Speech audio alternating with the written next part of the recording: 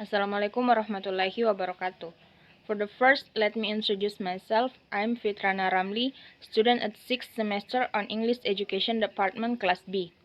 This video contains my explanation about the discourse analysis material and also as the fulfillment of the final test in the course of discourse analysis. The structure of the material that I will explain in this video. The first is the position of discourse analysis in the theory of linguistics. The second is the difference between discourse analysis and error analysis. The third is my understanding of discourse analysis, communicative competence, language form and function. The fourth is what scopes discourse analysis in spoken discourse. The fifth is to analyze the conversation and find the discourse sequence, moves, function, and internal structure.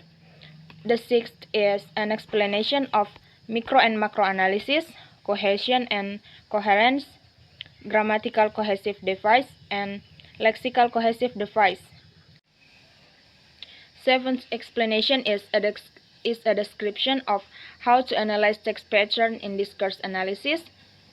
The eighth explanation is how to analyze sentence patterns in discourse analysis. The ninth is an explanation of why factors considered in selecting target discourse to be analyzed to get required or relevant information on language in context.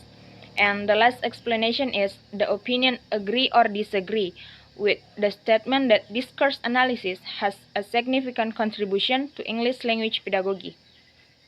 Okay, to save the time, I will immediately discuss the first thing, namely the position of discourse analysis in the theory of linguistics.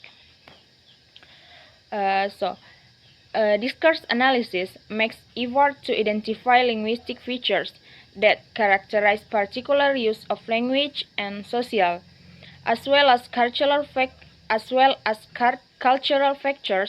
which facilitate learners' interpretation and comprehension different genres of text and talks. The knowledge of linguistic features, social and cultural aspects of English will not only make the student good at making correct sentence, but also good at using the sentence appropriately in line with context. Okay, the next explanation is what are the difference between discourse analysis and error analysis in terms of the linguistic background theory and content of analysis. Discourse analysis plays its primary role to give information on function of language exercised in the expression used by native English speakers in their real life. The information, as one of the results of discourse analysis, will certainly bring about knowledge of language function in the context of English language teaching, which are expectable to minimize the pragmatic difficulty and enable the learners to use English naturally appropriate both in speaking and writing. In the era of structuralism, error analysis began intensively to be developed. It is done solely to provide information to teachers about the forms error often made by learners. The information is then considered as the spot of the learner's problem in learning foreign language. The teachers are then obligated to correct such errors. Okay, next, for the third explanation, I will explain about discourse analysis, communicative competence, and language form and function. Discourse analysis is an interdisciplinary study which has very close relationship with linguistics, sociology, anthropology, psychology, philosophy, and communication and education.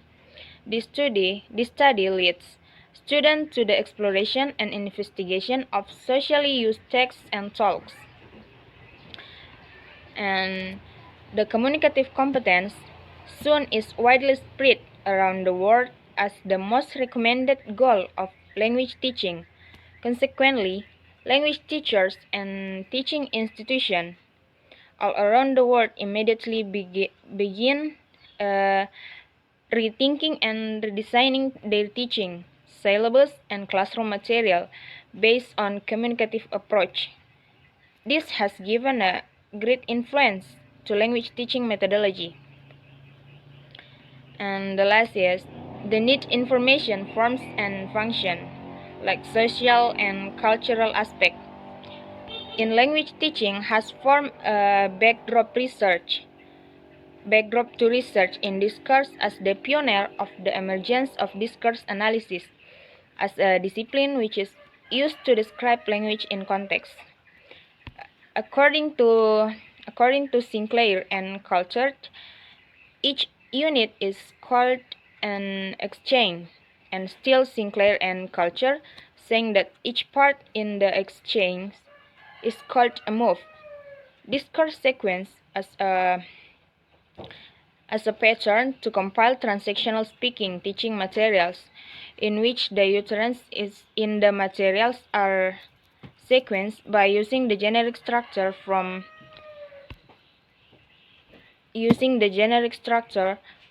each move in the transactional spoken discourse.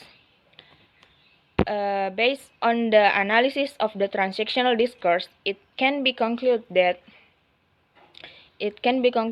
transactional spoken discourse has a discourse patterns which consists of three components, also found in interactional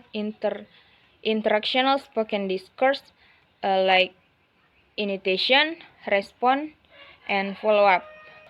The next explanation is what are scopes discourse analysis in spoken discourse. The messages are expressed to communicate concepts, ideas, and information to others. The messages are conveyed in written text and spoken interaction. Spoken interaction is the primary medium and written is the secondary one. Thereupon, the scope of discourse analysis is in the area of spoken and written discourse. So, what is spoken discourse? The ideas concerning spoken discourse language is verbally used by using speech in communication. It constitutes a series of conventional system of sound. Its actual representation is speaking understanding. Speaking means to understand spoken discourse. Okay, next for the fifth explanation is about analyze following extract of conversation to find out its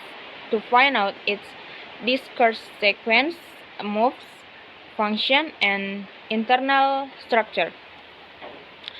Okay, from the data we can say that every exchange must have an initiation that can be addressed by a speaker in the form of a statement, a question, or a comment, and it will be responded by responded to by the speaker's interlocutor in the form of words or action. Each response from the interlocutor will be followed up by the speaker in the form of confirm. Next, for sixth explanation, I will explain about macro and micro analysis, grammatical cohesive device, cohesion and coherence, and lexical cohesive device. Microanalysis focuses on analyzing vocabulary and grammar, including cohesive relation and grammatical regularity in particular texts, while macroanalysis investigates the organization of the text, such as patterns and types. Grammatical cohesive device can be understood as device used to create coherence in text. The devices are called grammatical cohesion. Next, cohesion and coherence. Cohesion refers to the way in which a text is tied together by linguistic device, such as grammar and vocabulary, to set up well-constructed relation of meaning within the text.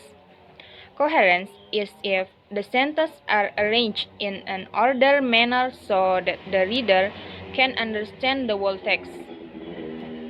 And next is lexical cohesive device.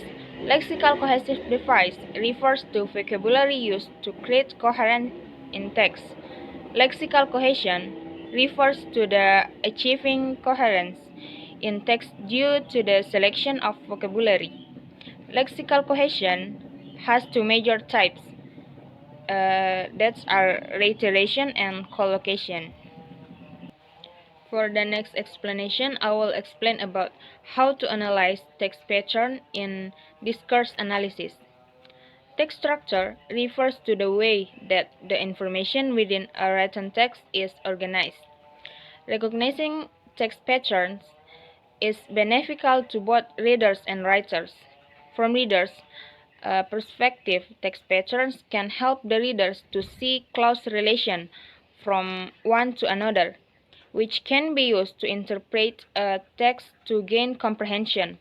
While from writers' standpoint, knowledge of text patterns allow the writers to satisfy the readers with a natural English text structure, expected to be familiar and the norm for the international readers. There are three types of the most common macro pattern in English text. The first is problem solution. The second is general specific, and the third or the last is claim or counterclaim patterns. For the eighth explanation, I will explain about how to analyze sentence pattern in discourse analysis. Analyzing sentence pattern in discourse analysis is determining the main topic of a specific discourse, then performs the study of the discursive strategy and the meaning of real meaning in the language. Okay, next is the ninth discussion. This contains material about what factors to consider in selecting target discourse to be analyzed, to get required or relevant information on language used in context, and explanation of why the existing factors are very influential. Okay, there are four factors. The first is the action is discourse, understood as an action. With such an understanding, discourse is associated as a form of interaction. Discourse is not placed as in closed space and the internet. The second is the context. Discourse analysis consider the context of the discourse, such as setting, situation, event, and condition. Discourse in this case is produced, understood, and analyzed in a context.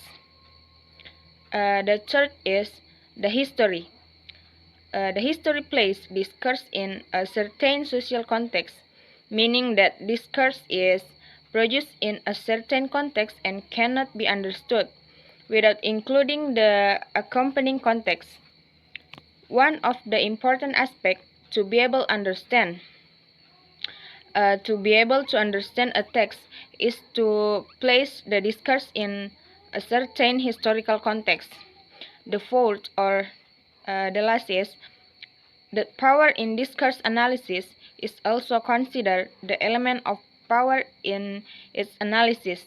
Every discourse that appears in the form of text, conversation, or whatever is not seen as something natural and natural, but is a form of power struggle. The concept of power is one of the key relationship between discourse and society. And for the last explanation is about agree or disagree with saying that discourse analysis has significant contribution to English language pedagogy. And in my opinion, I agree because English language pedagogy is very relevant to change traditional impression in teaching. In English language pedagogy, teachers are required to be creative and innovate in all aspect teaching. These innovations are urgently needed by English teachers purpose uh, for the purpose of special. They must really understand the needs of students. This is in line with what was conveyed Highland 2006. Highland says that language teaching for special academic purpose should be managed based on specific needs and problem solving oriented based on participant need analysis and analysis of communication skill in their field. As in discourse analysis, people who are involved in a case study of discourse analysis must master important aspect of English language pedagogy, namely technical knowledge, skill interpersonal, and personal quality.